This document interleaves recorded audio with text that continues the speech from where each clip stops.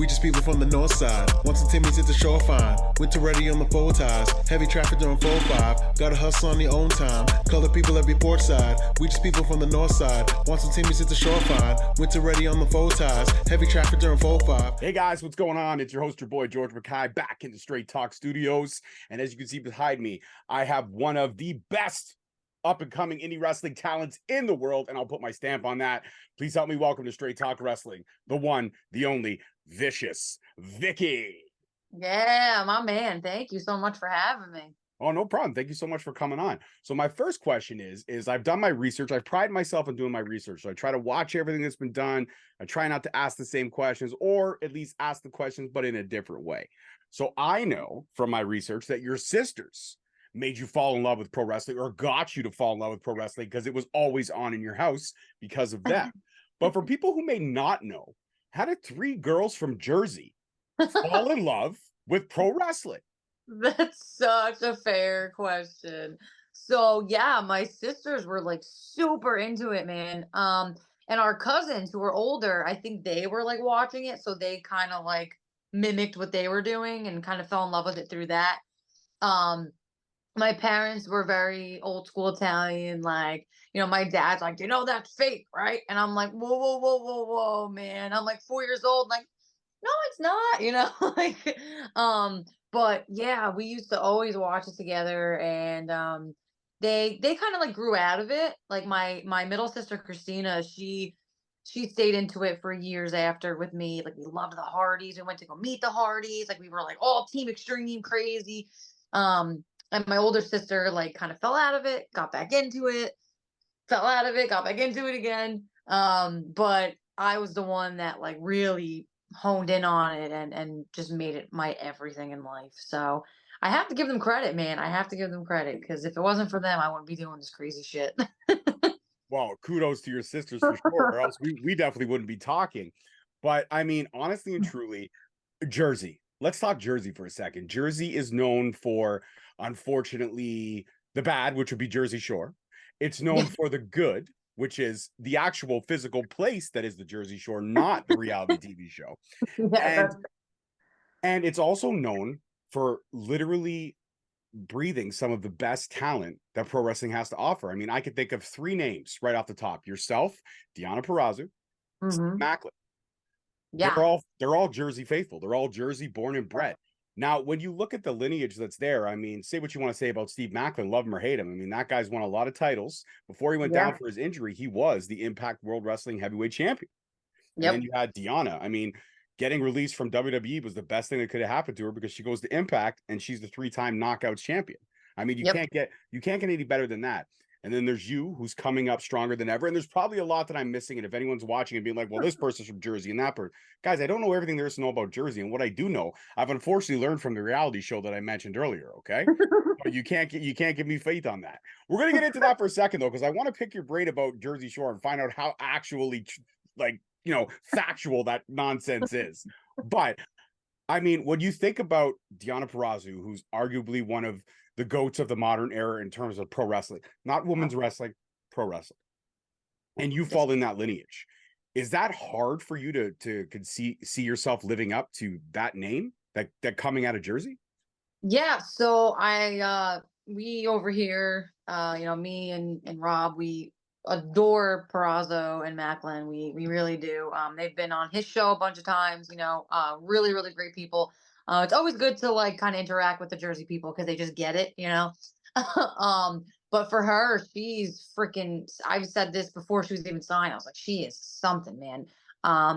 Talk about having everything, and I think she knows that, and that's okay to know that. She's a beautiful girl, she's super athletic, and she's smart, and she's so technical, and those are all things that I want to be.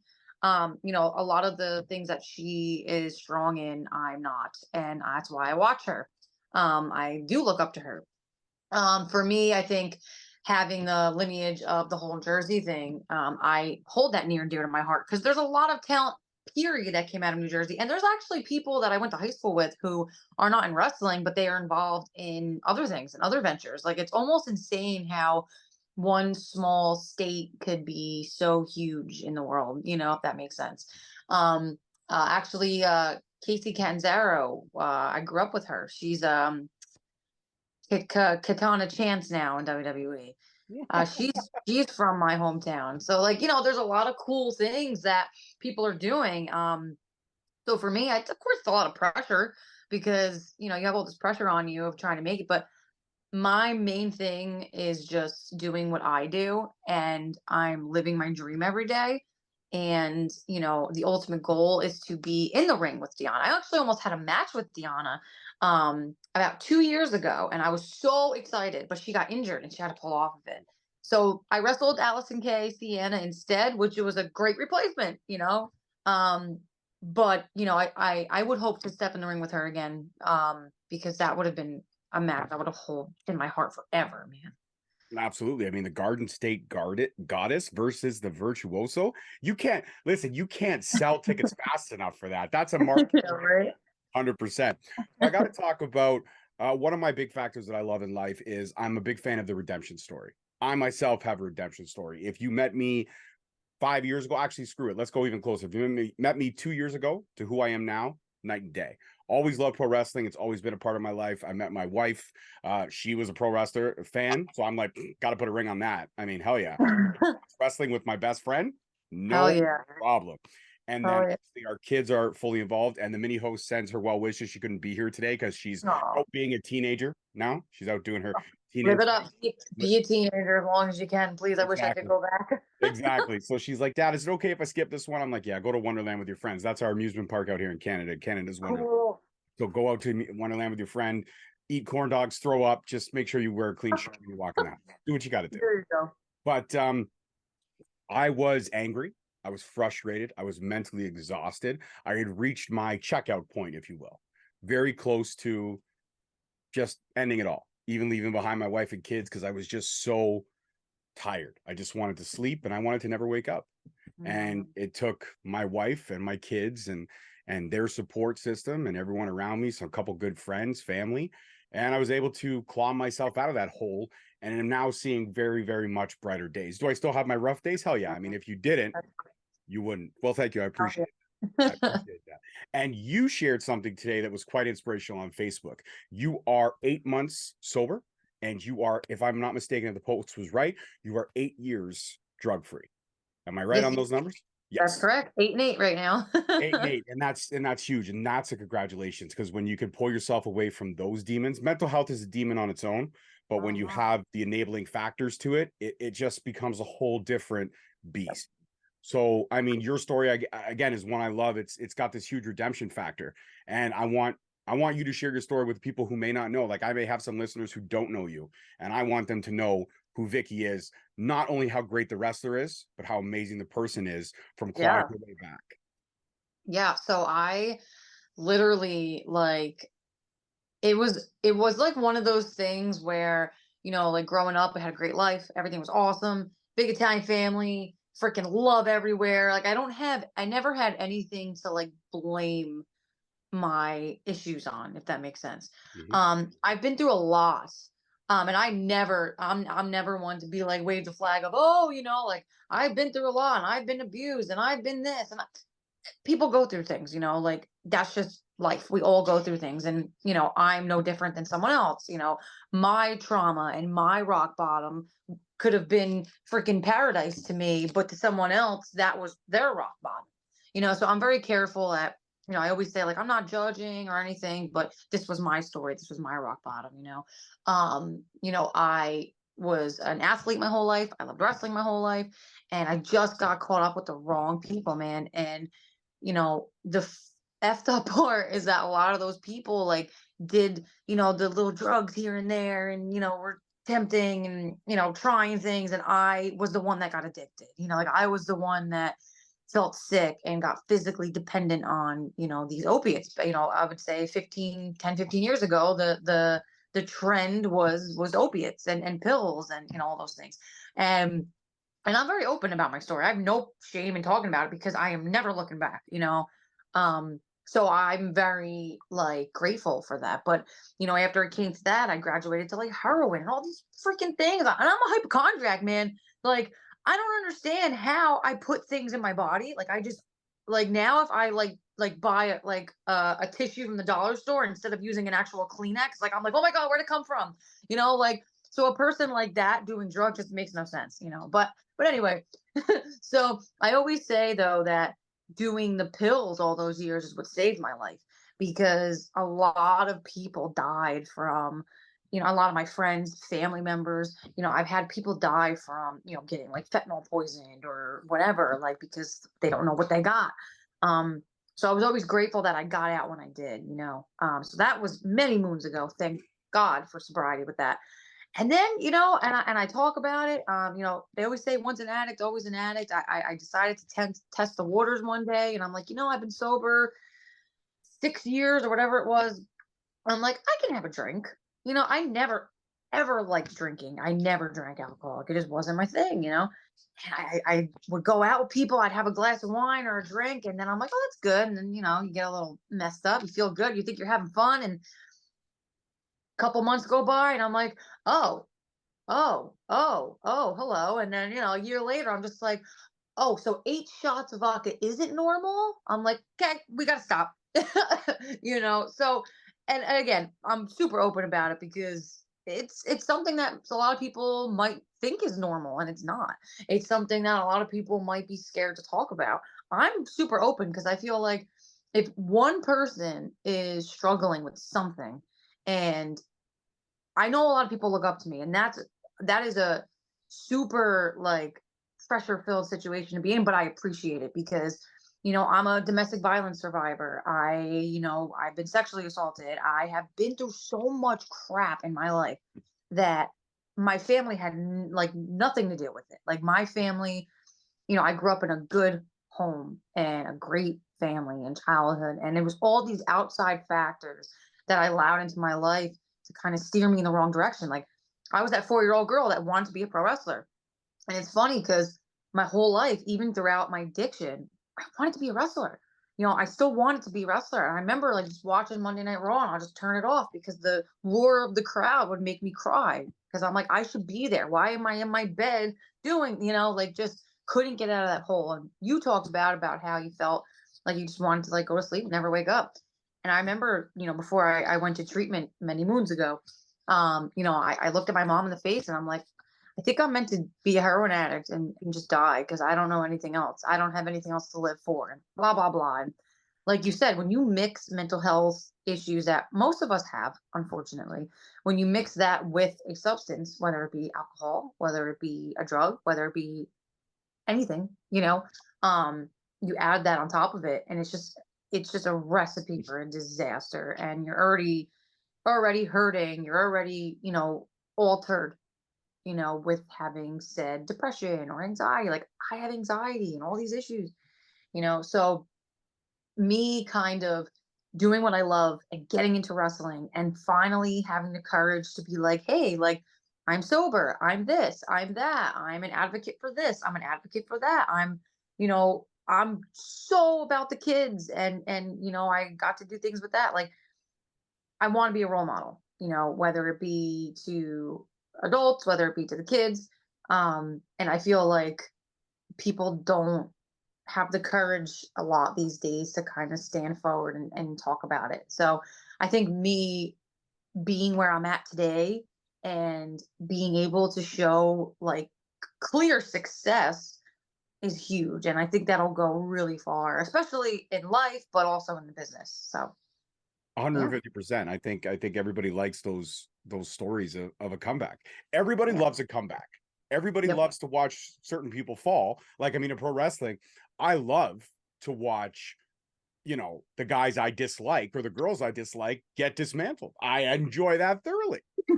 But I also love to watch the people that I cheer for the most get raised up. And I think that's what the world is built upon failure and redemption. Yep. And Yep. that's the best way to describe the world as it is. You can fail, you can stumble, you can fall, but can you get back up and keep going? Can you keep redeeming? You know? Exactly. And that's why your story is fantastic. And that's why I was like, you know what? I got to connect with Vicki. I got to get her on the show. I got to see what she's about, and I got to talk to her in person. And we're already gelling. Look at that. We've killed off 15 minutes of this conversation. We're not even done yet. Okay, That's let's steer, awesome. let's steer away from pro wrestling right now. Let's go Jersey Shore. I have to ask. Okay. I've never really sat down and spoken to someone. I've had Deanna on the show, but I'm not going to be there and be like, hey, Deanna, what's Jersey really like? You can tell me. But at least with you and I can kick back and I can relax that. Yeah. So Jersey Shore, those 8 individuals, do you believe they, at the time anyways, they were the best representation of what was happening in Jersey? No. Okay. So I love the show. I will be honest. I love the show. I freaking love them. I do. I get a kick out of it. I love it too. Don't get me wrong, I love it too. Yeah, I love it. Um, and side thing real quick, I went to go do like a photo shoot like 2 years ago at the Shore House, like where they stayed at when they were in Seaside. Awesome. And Danny, the store manager who ran the store that they worked at, he's like, "Where were you when the show was on?" I was like, "I know, right?" I was like, "Dude, I was like freaking 16." He's like, "Oh yeah, no." I was like, "Yeah, it sucks." But no, it wasn't. A lot of them, I don't even think were originally from Jersey. Only some of them, but um, it. So back in the day, like the Jersey Shore area, Seaside specifically, was definitely all nightclubs, bar hopping. It was mainly club based, those early 2000s, clubbing thing. So that was very accurate, the club aspect. 2 of those clubs they were going to in Seaside are no longer there because the mayor is really trying to, ever since that show, he's really trying to crack down on like family friendly environment again, because it once the show hit, it just kind of destroyed Seaside. Seaside is somewhere that I go every year for a vacation. Now I live here essentially. I live close, but when I lived, like an hour and a half away, we used to go there every summer for a family vacation. So that was my vacation spot. So I would say like what you're seeing in the sense of like around them is accurate, but the only thing that I would say in the early stages of the show, now it's not really about Jersey anymore. It's just them because they were Jersey Shore. That's it. Mhm. But the early beginnings of it when they were in Seaside, I would say the clubbing was the main part. But there's good and bad in Seaside. There's a freaking Instagram page called Creatures of Seaside. Check it out. It's hysterical and it's very accurate. So Okay. there's your There you go. I will definitely check that out once we get off this conversation. So I want to talk about some of the people that you faced. Like you said, you haven't had Deanna yet, but I know in my heart you're going to get her. Allison Kay you faced, and one of my personal favorites, who is now a co-Impact Knockout Tag Team Champion. That is the one, the only Masha Slamovich. How did it feel for literally the Rumble in the Bronx to take place when it's Jersey versus Brooklyn, or sorry, Jersey versus the Bronx, and you had to go head to head with Masha Slamovich? I mean, I've seen her in person and she destroys people. How are you still walking? And how was your body after that match? She's great, man. She's a freaking powerhouse. But she's great, and she loves what she does and she's fun to work with. I think that having different styles of women in the ring, like she's super strong style and that's really cool. Like a lot of women weren't really doing what she was doing. And I think that's what got her noticed. Her look, everything about her, she just exploded on the scene. And you know what, man, like she deserved it. She went to Japan, did all these crazy things. She got stuck out there really, actually, I think during the pandemic. But um, she definitely deserves to be where she's at because she's different, and different is what works. And that's, I think what a lot of us are trying to find. So Absolutely, absolutely. And I know that you and Tommy Dreamer, you share a title. I mean, you had it first. And I honestly believe you asked in your post, you said who wore it best. I believe you wore it best. And I know Tommy Dreamer, sorry, buddy. She wore it better. She wore it I better. love Tommy Dreamer. He's the best, man.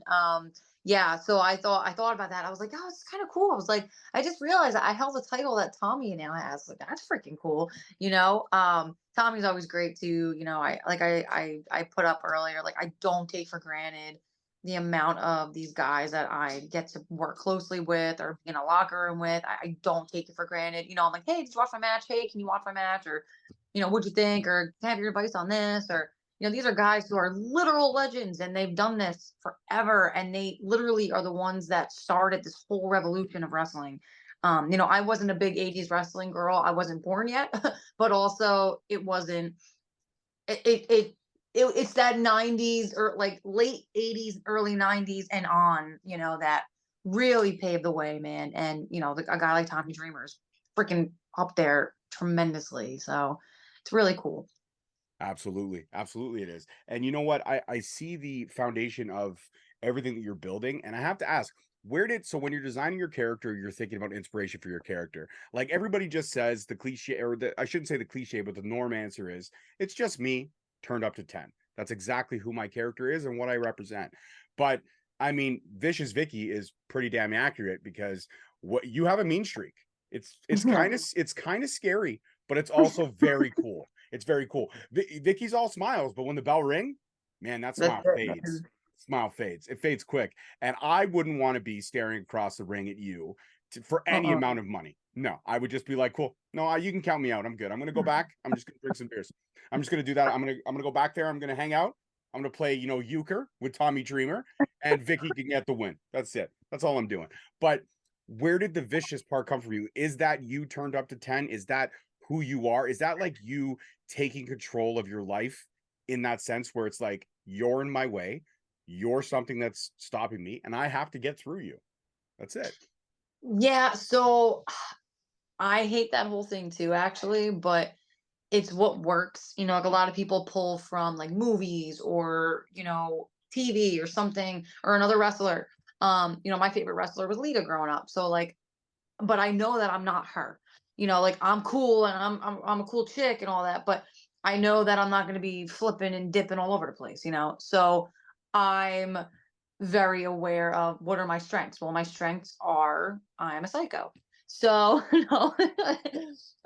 I'm literally what my character is. Yeah, like I'm this hot-blooded Italian who gets really ticked off for anything and everything. And if I'm not winning, I get super mad. I keep my cool though. I keep my cool though in the ring. I let you know, like, hey, I'm doing this. I try to take my time when I come to the ring. I let it soak it all in, what's about to go down. Like I stalk out my opponent, what's going on. And then when shit starts hitting the fan, I gotta crank it up a little bit. And then I start getting mad, especially when I cut promos for said matches. It's always up and down, left or right. Are you a good guy? Are you a bad guy? I'm just, I don't know, I'm just me. That's what Vicious Vicky is. She's just me. That's it. There's no gimmick or whatever. I'm just a hot-blooded Italian chick who kicks ass and wants to win every single title that she can, and will also beat up a guy if she has to, because why not? Mhm. And yeah. And that's why I will never stare at you across the ring because you pointed away. You're a psycho. That's okay. So, Italy, what part of Italy is your family from? So my dad's side is Traganti. I think I'm saying that properly. I know I'm an Italian American, so give me a break. And my mom, I think, is Calabrian. Okay, okay, okay, right on. And So it you're wasn't it wasn't my grandparents, it was their parents. I got you. I got you. I got you. So Okay. we're like Italian Well, Americans. believe it or not, you may not know it by looking at me, but I'm half Italian. Okay. Yeah, my That's mom. a little dark secret. Yeah, a little bit, a little bit. Yeah, yeah. I'm half Italian and Scottish, so more so the Scottish side is very much represented.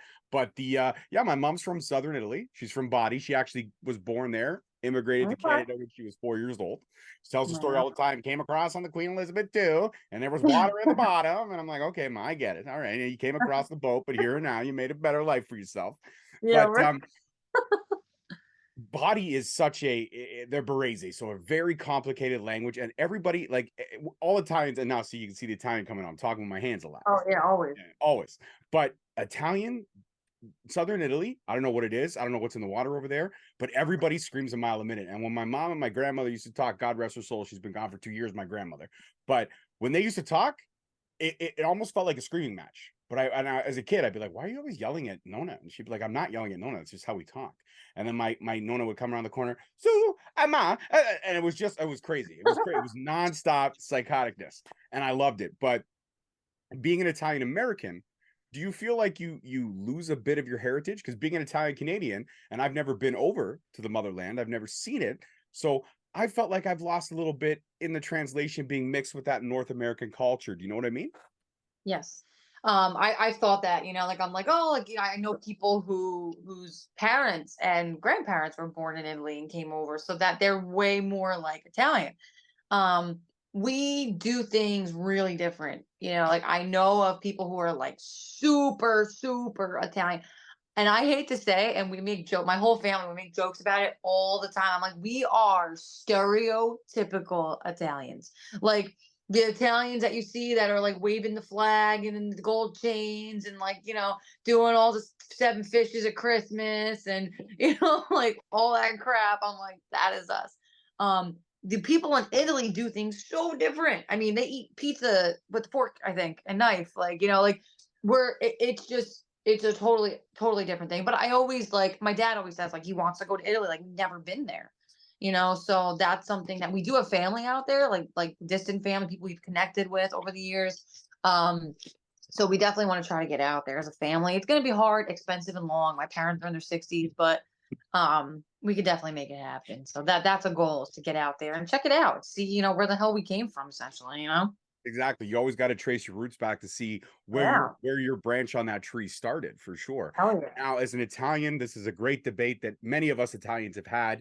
I'm on one side of it. I'm not going to tell you which side I'm on it until you tell me I your already know side. what it is. I'm getting Does nervous. pineapple belong on pizza? No, Okay. All right. Do I have to tell you which side of the fence I fall on? I hope not. I do like pineapple on my pizza. Okay. So I had it once and I was like, ew. And then I kind of like went back in and I was like, why do I like it? But because I liked it, I never ate it again. I was like, no, it's not right. It's a sin. It's not fair.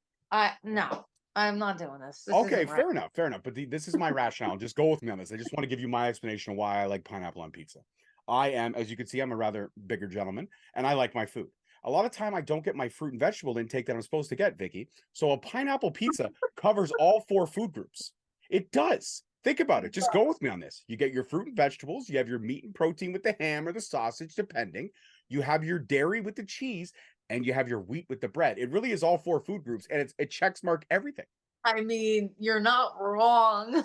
But I'm also not right. I get it. It's okay. That's so funny. But what is your favorite? Like, what's the one meal that just takes you back to being a kid again when it comes to Italian food? Because there's so much. But for me, spaghetti and meatballs, fresh homemade pasta. Yeah. Yeah. And Yeah. and It's the meatballs. same. Oh, It's the same, man. Like just that simplicity of, and not necessarily spaghetti. Just my mom would make penne. She'd make rigatoni. She'd make she'd make all these different things. Um, Sorry, my alarm went off. She'd make all these different things, and like I just love a good home cooked freaking meatball, man. And my aunt, so my grandmother used to make an eggplant parm, freaking to die for. She used to make a spaghetti pie. Um, my dad makes really good freaking meatballs. But my aunt, she passed away 2 years ago, and she actually my gold jacket was hers. I took it as be like an entrance jacket, so I wear her to the ring. yeah. But she used to make the best. Like there is no chance in hell, no pun intended, that this freaking woman would get beat out by a meatball contest. Like her meatballs were so good. Oh, no, that sucks. Now I don't you're want to now you're craving meatballs. no, a meatball. Oh, that's amazing. That's amazing. So I got to ask this because this is a question. I know we've tangent off, but I feel like this conversation is great. I feel like we're clicking on all cylinders here. Oh yeah. Why do Italian Americans, at least in TV, because I've only experienced TV, why do they I feel sorry for you. why do they call sauce or sugo? Why do they call it gravy? Where did that come from? So we call it gravy too. So okay. So the way that we do it is Sunday gravy, right? So when the gravy is what sits in the pot on the stove all day. Mm. So that's gravy because it gets a thick, base to it. Sauce is something that's a little quick, like mozzarella sauce, or excuse me, mozzarella sauce. You put it in there like the mozzarella stick and the marinara sauce. So I feel like it's just different, Mm. and I get it because, like, again, gravy is thick and it sits and whatever. So that's essentially why I think there's that debate. Mm. Yeah. Just like pineapple on pizza. Does it belong? Does it not belong? Right. These are debates that will never end. They will never end. Absolutely. No. Now, you mentioned the connection to Lita and about how Lita was somebody that you really idolized in pro wrestling. And I get it. She was cool. She was quick. She was fast. And she was one of the first women who was going to the top rope. Before anybody else was doing it, Lita was doing it first. Was that something that resonated with you in terms of being, because I mean, when you were getting into wrestling, let's be honest, there was only really Lita and Trish, Ivory, Jacqueline that were kind of paving the way with the talent, Jazz. But then we saw the, eye-catching ladies who were doing bra and panty matches. Like, let's be honest, Tori Wilson, she's amazing. She's a legend. Is she a great in-ring technician? No. Stacy Keibler, again, great lady, great representation for the sport. Is she a great technical wrestler? I don't believe so. These are just my opinions. But the fact that you kind of grew up in that era where women were not given the opportunities that they are now, and that revolution that happened only literally half a decade ago, it's really changed the landscape of women's wrestling. Do you feel that now is a better time to be a women's wrestler than any other time in pro wrestling? I do. When I was younger, it was cool because, again, like you said, these girls were doing these things, and I was like, well, I want to do that. That's freaking cool. And I think that era is what got a lot of us into it. So now I think the I don't want to say issue, 'cause it's definitely not an issue. You can't have too much women's wrestling. I'm totally waving that flag. But I think the roadblock, maybe, I'm trying to find the right word here, is there's just so many.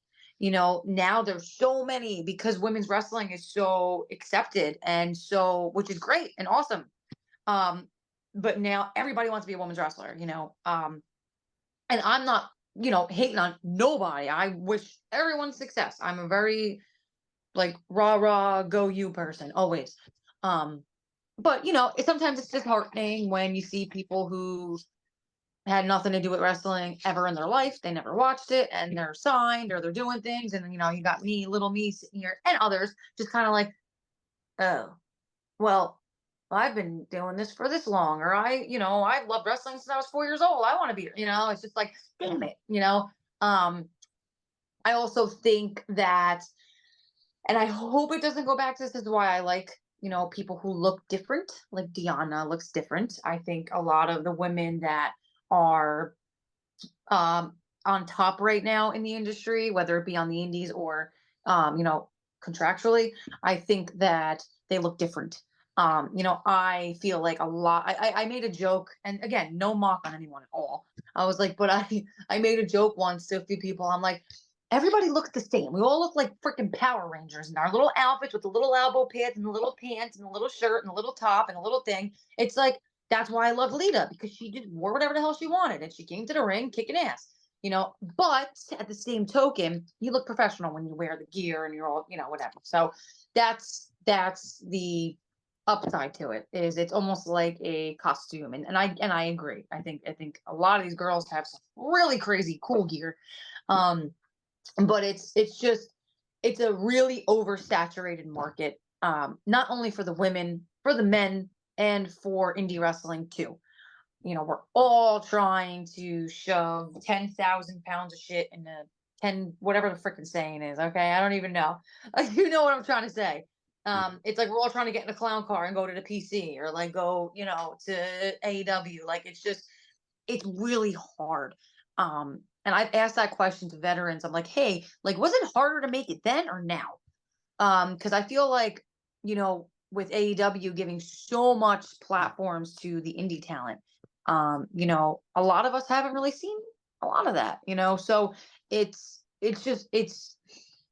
hard when, girls especially are so hard on themselves, like, oh, I don't look good in this, or oh, I gained a little weight, or oh, this, or oh, that. You got to look a certain way, and oh, well, my lips aren't big, or oh, I don't have nice teeth. Like, girls are worse than men when it comes to critiquing ourselves.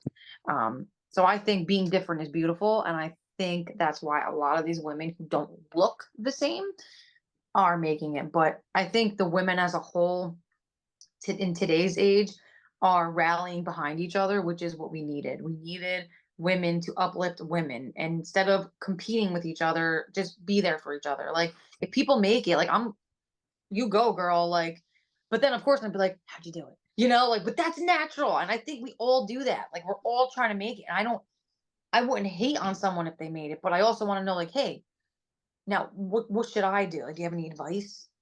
So yeah, that was a lot, but you get the point. I absolutely get the point. It wasn't a lot. Listen, I love tangents. You and I could talk all day long, and I just feel like people are going to be watching, see how many times we moved our hands. That's what I think is going to be happening. I think that's going to go down. I could But like a little like timer in the yeah, a bottom of little the corner. clicker. Oh, there it is. 77 hand movements in that one 2 minute clip. Incredible. So my final question is that you had some appearances on AEW Dark. You wrestled Athena, which is incredible. You also had a trial for the WWE, which some of my listeners may not know. And a trial with the WWE is big. Even if you don't get the call, now you know somebody's watching. And not a creepy sense, but you're literally okay, listen, she's on the list. We have to keep it. How do you think moving up that list works in terms of, okay, you had the PC tryout, you didn't get the call, but listen, we're going to be watching. Is there a way did anybody over there give you any pointers of like, hey, you want to move up the list, or you want to be someone that's maybe comes back for a second tryout, try working on this, and this. And I get the knowledge over there was incredible. I think when you had your tryout, William Regal was still very much involved over there. Yeah. I mean, that right there is literally, if I ever had a chance to talk to him, it would be like a 27-hour conversation. No, William, don't sleep. There's another cup of coffee. Keep talking. But how do you think moving up that list works over there, or getting back to getting another potential tryout? If you don't mind me asking. Yeah, no. So I was like 7 months into training when I got the call. And I remember my trainer at the time, he was like, how'd you get that? Like, and he was a producer at WWE after my tryout. So he didn't even work there yet. But it was like one of those things where like I remember I'm like, man, I'm 8 months in. Like I am green as goose shit right now. Like, but I'm like, you know what? Like I was younger. I hate to say that. I get a little nervous because I'm approaching 30. I know that doesn't seem old, but in wrestling world, it might be. I was like 24 or whatever it was. I was young, in shape, like whatever. And the amount of knowledge, the amount of things that I've learned in those 3 or 4 days was I have a whole notebook that I wrote down a bunch of stuff when I was there. I think the one thing they said was just keep doing what you're doing. And it wasn't like a BS like send off or anything. It was the truth. Like just keep doing what you're doing, more reps, more this, more that, like you're on our list now. Like, like if you have the tryout, like obviously you're on in a farm system essentially. So that's huge, and I remember that my whole career. And it wasn't until recently that I started getting in contact with people again, and I, started going back, doing some extra work, and backstage again. And I would love to work for AEW one day and all that. Nothing bad to say. I think it's great what they're doing with the indie talent. But I want to work in WWE. I want to be in the E, man. Like I want the training, I want the knowledge, I want the superstardom, and that's the place that got me into wrestling. So I feel like, that would be the perfect place for me, if that makes sense. It absolutely does. When you find that one perfect spot, you're going to stay there. That's what it was. That's what Straight Talk Wrestling was for me. This was an outlet of me to live my passion, because you know what? I'm not so easy on the eyes, but my voice is very radio-like. It is. And that's a good thing, man. You gotta have a good radio voice to do these things, Absolutely. And you got to have personality, and you got to be able to talk with the hands. And that's a big thing. Always talk with the hands. So my final question for you is support system. Again, we talked about it so long in Redemption Stories. We shared our stories. That was absolutely fantastic. And before I get to my final question, I do want to thank you very much for taking the time out to speak with me today, and to let you know that you're officially now a member of the Straight Talk family. We're going to get you back on with the mini host for 5 questions, because I'm sure she would absolutely love that, because I know she's going to ask about, because her favorite pasta is penne. So she's going to ask you, where does penne rank on your list of pastas for sure? I know that. I know that. So we'll save that question for her. I know that for sure.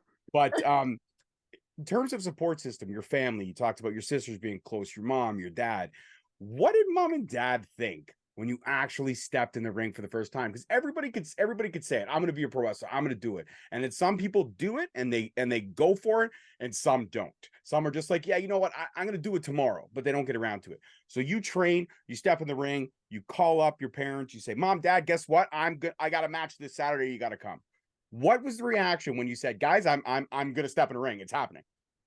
So, like I said, I was 4. So, and it's not even a lie. I was literally 4 years old. And, from preschool, first grade, second grade, all the way to high school, they ask you, what do you want to be when you grow up? And it was always the same. It never changed every year.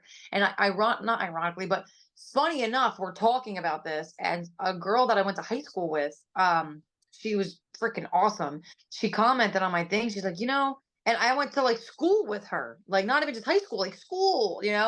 And she's like, I gotta tell you, I haven't said anything all these years. She goes, but I'm just watching you. And she's like, this girl that I used to sit behind in class, and she's doing her thing, living her dream. I remember when you talk about Lita and how much you wanted to be a wrestler when you were a kid, and now you're doing it. It's so cool. I was like, man, that made my whole day. But I went to indie shows, I watched, guys like Sean Donovan, Justin Carino, Chris Sealer, I've seen all these guys, Falaba, and they're like brothers to me, big brothers to me, because I was a kid in the crowd watching these guys doing youth clinics, and my dad was just like, he wasn't trying to stop me from living my dream, but he was just like, it's a pipe dream. You're never going to make a kid. Like, he was just trying to protect me. And I always felt like in the back of my head, like, man, if they just let me do it, maybe I wouldn't have did drugs. Maybe I wouldn't have had that issue, because I would have been all in on wrestling in high school and middle school, because I would have been a kid doing it. Again, not their blame, no blame game here, but you think of these things, but my mom used to buy me tickets to shows, drive me to shows. My sisters used to take me. Like, my family was supportive of it, but when it came to me really truly wanting to do it, like, I think they just wanted to protect me from failure. They didn't think that it would actually happen. So when I finally decided, I was like 23, I'm like, you know what? I'm like, if I don't do this, I am going to regret it for the rest of my life. I know it. I know it. And sure enough, I was like, you know what? I'm going to wrestling school. I'm freaking doing this. So I contacted the guys that I grew up watching. Anthony Bowens as well was a lifelong friend. I grew up with him too. And I'm like, hey man, I think he was one of the first people I contacted, him and one of the Carinos. I was like, hey, like, I'm ready to finally do this. Like, I want to, I want to start wrestling. I want to do this. Hooked me up with the school, Wrestle Pro, got over there, did my thing. And I sat down with my parents. It's like, I have to have a family meeting, because my partner now gets a kick out of it, because he's like, family, because we always have to run everything by each other. And even though we're adults and we're all out of the house, we still do this shit. But I said, okay, like, family meeting. Like, I sat down with everyone, and I was like, so it was like a family dinner. I'm like, so I'm gonna start wrestling school. And they were ecstatic. Like, they were like, oh my God. I was like, yeah, I'm an adult. They don't have to pay for it. So that was probably a big thing too.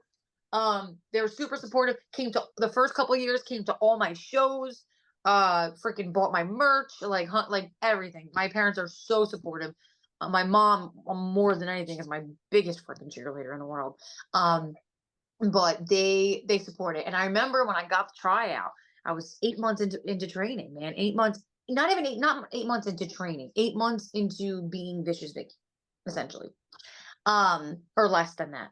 And I remember I went home. I was living home at the time, and I just showed them the email, and they were just like, oh my God. And, like, it was just like, it was really cool, man. And I don't want to get emotional. I don't want to get too deep into it, but I want to be a wrestler because I loved wrestling growing up, right? And I love the theatrics of wrestling. I don't do flippy stuff. Is it cool? Yes. 3 of my favorite wrestlers in the world are the Hardy Boys and Lita. They literally invented flippy shit, like, besides the luchas and stuff, but you know what I mean? Like, all the crazy stuff that we love. And, I want to succeed in this business, and I want the fame, but I don't want the fame because I want people to like me or to know me or whatever. Like, yes, that all comes with it. I just want to make a really extreme living off of doing something I love and give back to my parents.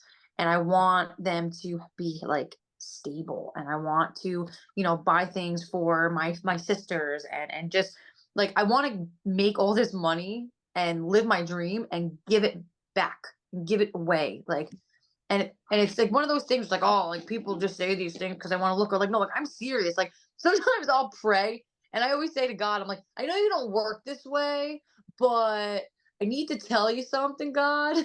Please, can you let me just like make it so I can make a lot of money and like buy my parents like a really nice house, you know, like, um, but yeah, man, like wrestling has been my life, and it's it's so hard to imagine my life without it.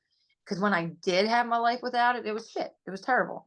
You know, the drama in wrestling, especially the indie world, for the birds.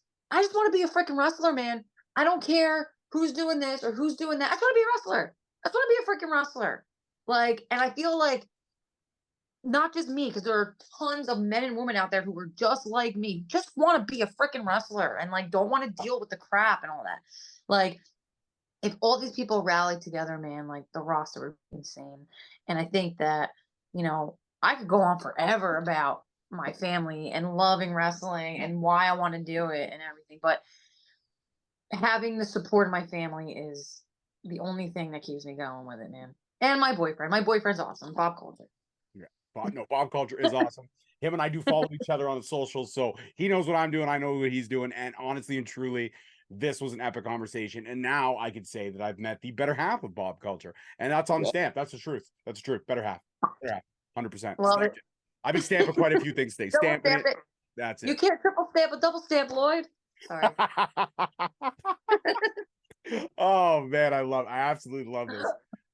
Vicki, this has been an absolute amazing conversation, and I appreciate you taking the time out. And I hope you had a good time. I had a blast. This was amazing. Awesome. Thank you so much. Thank you. All right, guys, that's it for this one. Peace, love, and wrestling. We'll see you next week. Peace. Thank you so much for watching. Please don't forget to like, subscribe, comment, and turn on that notification bell so you get notified each time we post a video. Alternatively, you can check us out on all podcast platforms and hosted on Podbean. We are also available on the SNME network. That's the Sunday Nights Main Event Patreon. Please feel free to check us out there as well.